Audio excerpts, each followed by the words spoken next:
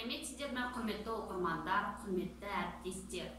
Әлихан Бөкейхановтың 115 жылдығына орай Әлихан Бөкейханов және Алаш мұрасы атты танымды әңгімемізді назарларыңызға ұсынамыз. Биыл республикамызда Алаш көсемі, мемлекет және қоғам қайраткері, халқымыздың біртуар перзенті Әлихан Бөкейхановтың 115 жылдығы атап өтілуде.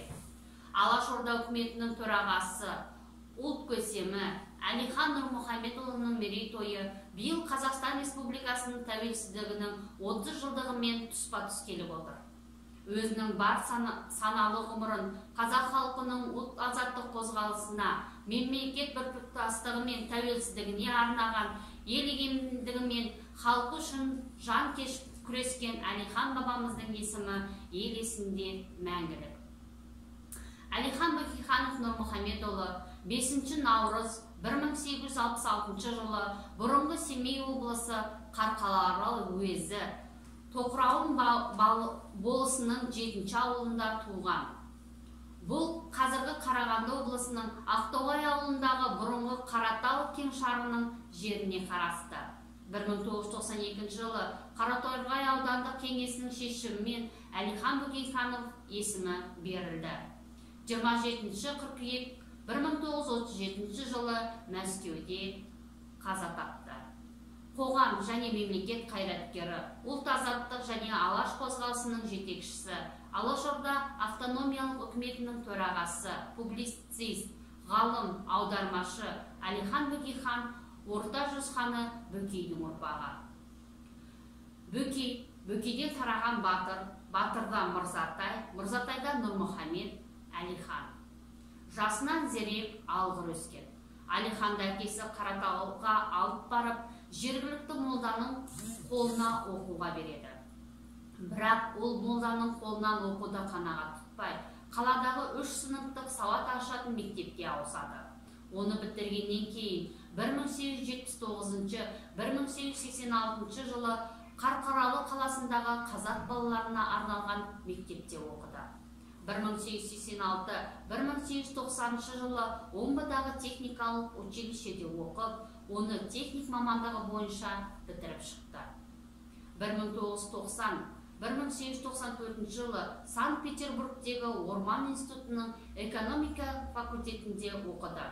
Мұнда ол студенттік қызу пікірталастарға қатысып, 11 ғасырда босағасын аттағалы тұрған Ресейдің қандай жолмен дамуы тиімді болатыны туралы қайшылықты пікірлер қақтығысына куә болды. Ол өз ойында шыңдай түсті.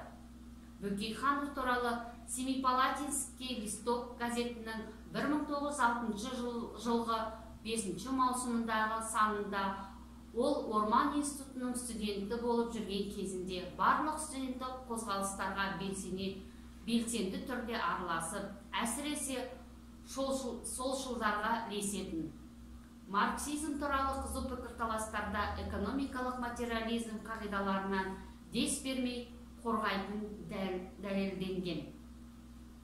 Әлихан Бөкейханов Ресей жандармерия басқармасының назарына алғаш рет студенттік жылдары ілігіп, саяси сенімсіздердің қара тізіміне алынды.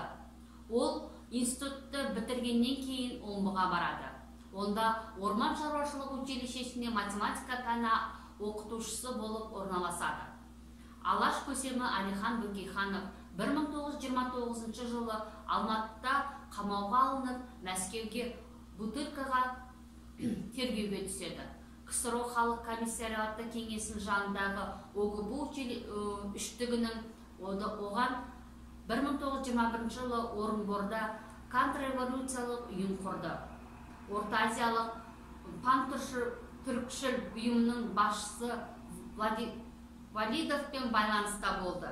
1927 жылы қазақ даласындағы қабылы көтеріс даярлау әрекетіне қатысты деп айып тағып, РСФРС қылмыстық кодексінің 58 бабының 2.4 және 11 тармақтары бойынша ату жазасына кесуі тегін емес еді.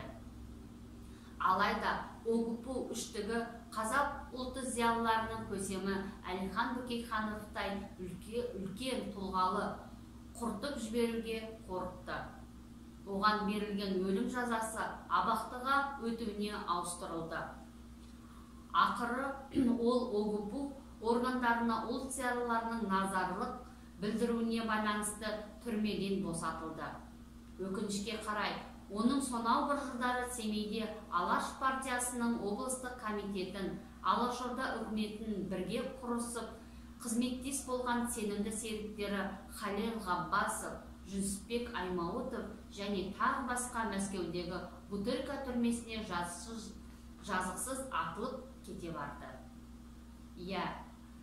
Әлихан жапондардың Мэйдзи Исин бағдарламасының қазақша баламасы болып табылатын Алаш идеясын жүзеге асырып, Алаш қазақ елін 20-25 жылда екінші Жапония, яғни әлемнің ең қуатты мемлекеттерінің біріне айналдыру жоспарын жүзеге асыра алмай кетті. Бірақ ол бүгінгі Қазақстанның мызғымас іргетасын, берік негізін қалап үлгерді. Ал өзі патшалық Ресей тұсында да, кеңес өкіметі тұсында да іске асыра алмаған айдан анық жоспарын, мақсатын бүгінгі тәуелсіз Қазақстанның азат азаматтарына аманат етіп тапсырып кеткендей еді. Назар қойып тыңдағандарыңызға рахмет.